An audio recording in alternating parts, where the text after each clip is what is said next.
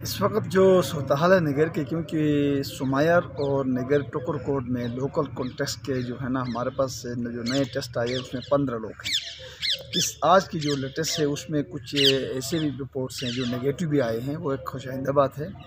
وہاں کے کچھ مسائل زیادہ پریشان کن تھے، اس لیے ہم نے آج نگر سپریم کونسل کے چیئرمین اور دونوں ایم ایل ایز نے کل متفقہ طور پر فیصلہ کیا ہے کہ ہم چیف منسٹر سے اپنے چارٹ آف ڈیمانڈ ہے، جس میں نگر کو آفت زدہ اور جو ہے نا جو لاک ڈاؤن کے حوالے سے جو اپنا مسائل پیدا ہوئے ہیں، فوڈز کے کچھ میڈیکل کے ایشوز ہے، اس کے لیے ہم سے مل رہے ہیں چیف منسٹر گلگت بلتستان سے۔ تو جو اپڈیٹ ہوگی ہم اپنے چارٹ آف ڈیمانڈ اس کو دیں گے۔ اگر اس پر جو ہے نا خاطر خواہ اگر عمل کرے گا تو میں سمجھتا ہوں کہ اچھے نتائج سے یہ اپنا ابھی لیب ٹیسٹ ایک ہے، 2 ہونا چاہیے، نگر میں ہونا چاہیے، گلگت میں ہونا چاہیے، دیامر میں ہونا چاہیے، سکردو میں ہونا چاہیے، لیکن وہ میں سمجھتا ہوں کہ وہ کیونکہ جو مرض آیا ہے وہ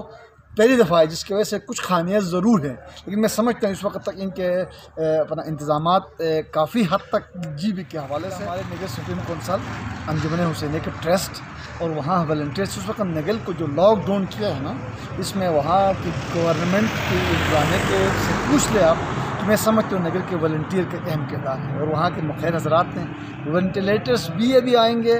کٹس بھی ابھی لوگ لے کے آ رہے ہیں، اور میں سمجھتا ہوں کہ جو پی سی آر کی جو مشین ہے اس تک ہمارے جو بزنس کمیونٹی ہے وہاں کے سٹیک ہولڈر سوچ رہے ہیں، لیکن یہ نہیں ہے کہ ہم ایسے بیٹھے ہیں۔ میں سمجھتا ہوں کہ